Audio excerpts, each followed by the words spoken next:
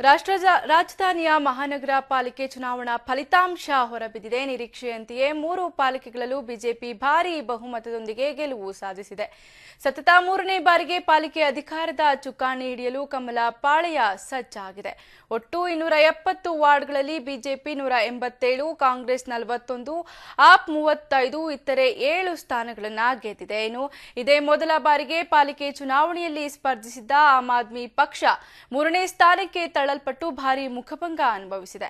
ಇನ್ನು ಬಿಜೆಪಿ ಗೆಲುವಿನಿಂದ ಕಾರ್ಯಕರ್ತರಲ್ಲಿ ಸಂಭ್ರಮ ಮನೆ ಮಾಡಿದೆ. ಆದರೆ ಸುಕ್ಮಾ ಜಿಲ್ಲೆಯಲ್ಲಿ ನಿನ್ನೆ ಯೋಧರು ಹುತಾತ್ಮರಾದ ಹಿನ್ನೆಲೆ ಬಿಜೆಪಿ ಗೆಲುವಿನ ಸಂಭ್ರಮಾಚರಣೆ ಮಾಡದಿರಲು ನಿರ್ಧರಿಸಿದೆ.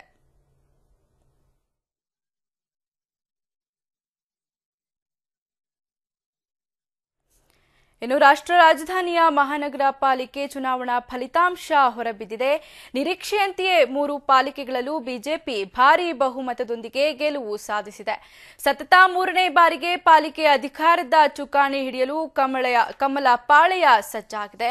ಒಟ್ಟು 270 ವಾರ್ಡ್ಗಳಲ್ಲಿ ಬಿಜೆಪಿ 187, ಕಾಂಗ್ರೆಸ್ 41, ಆಪ್ ಪಕ್ಷ 35 ಮತ್ತೆ ಇತರೆ 7 ಸ್ಥಾನಗಳನ್ನು ಗೆದ್ದಿದೆ. ಇದೇ ಮೊದಲ ಬಾರಿಗೆ ಪಾಲಿಕೆ ಚುನಾವಣೆಯಲ್ಲಿ ಸ್ಪರ್ಧಿಸಿದ್ದ ಆಮ್ ಆದ್ಮಿ ಪಕ್ಷ 3ನೇ ಸ್ಥಾನಕ್ಕೆ ತಳ್ಳಲ್ಪಟ್ಟು ಭಾರೀ ಮುಖಭಂಗ ಅನುಭವಿಸಿದೆ. ಇನ್ನು ಬಿಜೆಪಿ ಗೆಲುವಿನಿಂದ ಕಾರ್ಯಕರ್ತರಲ್ಲಿ ಸಂಭ್ರಮ ಮನೆ ಮಾಡಿದೆ. ಆದರೆ ಸುಕ್ಮಾ ಜಿಲ್ಲೆಯಲ್ಲಿ ನಿನ್ನೆ ಯೋಧರು ಹುತಾತ್ಮರಾದ ಹಿನ್ನೆಲೆ ಬಿಜೆಪಿ ಗೆಲುವಿನ ಸಂಭ್ರಮಾಚರಣೆ ಮಾಡದಿರಲು ನಿರ್ಧರಿಸಿದೆ.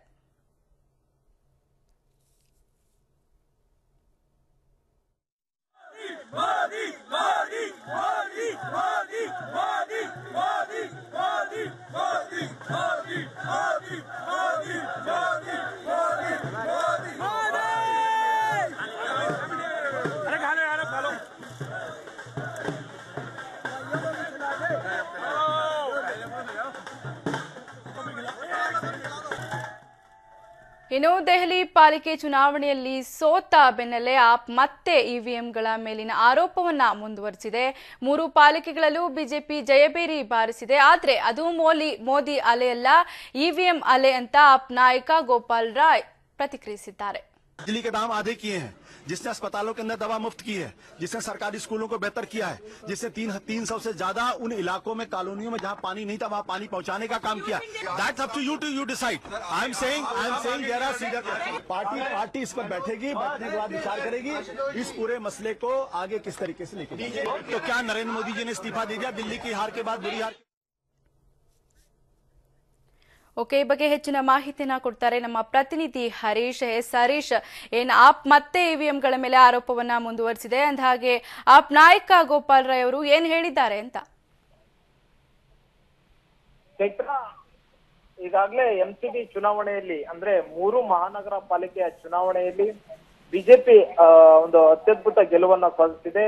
ಉತ್ತರ ಪ್ರದೇಶದಲ್ಲಿ ಗೆದ್ದಂತಹ ಅಲೆ ದೆಹಲಿಯ ಕಡೆಗೂ ಬೀಸಿ ಈಗಾಗಲೇ ಒಂದು ಅಭೂತಪೂರ್ವ ಗೆಲುವನ್ನ ಬಿಜೆಪಿ ಸಾಧಿಸಿರುವಂತಹದ್ದು. ಈಗಾಗಲೇ ಮತ್ತೆ ಒಂದು ಆಮ್ ಆದ್ಮಿ ಪಕ್ಷ ಮತ್ತೊಂದು ಆರೋಪವನ್ನ ಮಾಡಿದೆ. ಅಂದ್ರೆ ಉತ್ತರ ಪ್ರದೇಶದಲ್ಲಿ, ಪಂಜಾಬ್ ಅಲ್ಲಿ ಆಮ್ ಆದ್ಮಿ ಪಕ್ಷ ಸೋತಿತ್ತು. ಆ ಆಮ್ ಆದ್ಮಿ ಪಕ್ಷ ಸೋತಿರೋದಕ್ಕೆ ಒಂದು ಆರೋಪವನ್ನ ಮಾಡಿತ್ತು. ಅದೇನಂದ್ರೆ ಇವಿಎಂ ಮಿಷಿನ್ ಗಳನ್ನ ಟ್ಯಾಂಪರ್ ಮಾಡಿ ಬಿಜೆಪಿ ಎಲ್ಲ ಒಂದ್ ಕಡೆ ಗೆದ್ದಿದೆ. ಇವಿಎಂ ಮಿಷಿನ್ ಗಳಲ್ಲಿ ಲೋಪದಿಂದಾಗಿನೇ ನಾವು ಸೋತಿರುವಂತಹದ್ದು.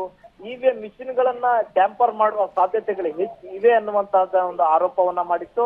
ನೇರವಾಗಿ ಚುನಾವಣಾ ಆಯೋಗಕ್ಕೂ ಒಂದು ಸವಾಲನ್ನ ಹಾಕಿತ್ತು. ಅದೇ ಒಂದು ಆರೋಪವನ್ನ ಈಗ ಮತ್ತೊಮ್ಮೆ ಆಮ್ ಆದ್ಮಿ ಪಕ್ಷ ಮಾಡ್ತಿರುವಂತಹದ್ದು. ಇವಿಎಂ ಮಿಷಿನ್ ಗಳ ಟ್ಯಾಂಪರ್ ನಿಂದಾಗೆ ನಾವು ಇವತ್ತು ಸೋತಿದ್ದೇವೆ ಅನ್ನುವಂತಹ ಆರೋಪವನ್ನ ಆಮ್ ಆದ್ಮಿ ಪಕ್ಷ ಮಾಡ್ತಿರುವಂತಹದ್ದು.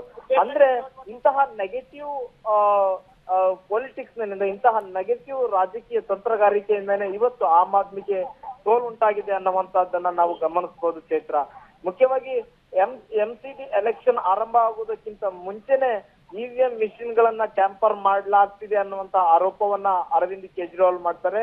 ಹಾಗಾಗಿ ಬ್ಯಾಲೆಟ್ ಪೇಪರ್ಗೆ ಅವಕಾಶವನ್ನ ಮಾಡಿಕೊಡ್ಬೇಕು ಅನ್ನುವಂತಹ ಒತ್ತಾಯವನ್ನ ಎಲೆಕ್ಷನ್ ಕಮಿಷನ್ಗೆ ಮಾಡ್ತಾರೆ.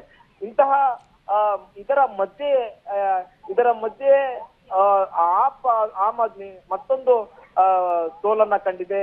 ಅಂದ್ರೆ ಆಡಳಿತದಲ್ಲಿ ಇದ್ರೂ ಕೂಡ, ದೆಹಲಿಯಲ್ಲಿ ಅಧಿಕಾರದ ಚುಕ್ಕಾಣಿ ಹಿಡಿದಿದ್ರು ಕೂಡ ಸ್ಥಳೀಯ ಮಹಾನಗರ ಪಾಲಿಕೆ ಚುನಾವಣೆಗಳಲ್ಲಿ ಗೆಲುವು ಸಾಧಿಸೋದಿಲ್ಲ.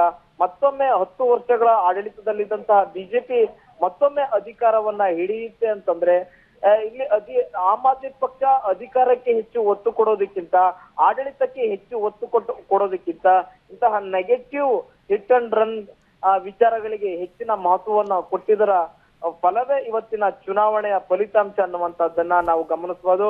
ಮತ್ತೊಮ್ಮೆ ಆಮ್ ಆದ್ಮಿ ಪಕ್ಷದವರು ಇವಿಎಂಗಳ ಮೇಲೆ ಆರೋಪವನ್ನ ಮಾಡ್ತಿದ್ದಾರೆ, ಚುನಾವಣಾ ಆಯೋಗದ ಮೇಲೆ ಆರೋಪವನ್ನ ಮಾಡ್ತಿದ್ದಾರೆ.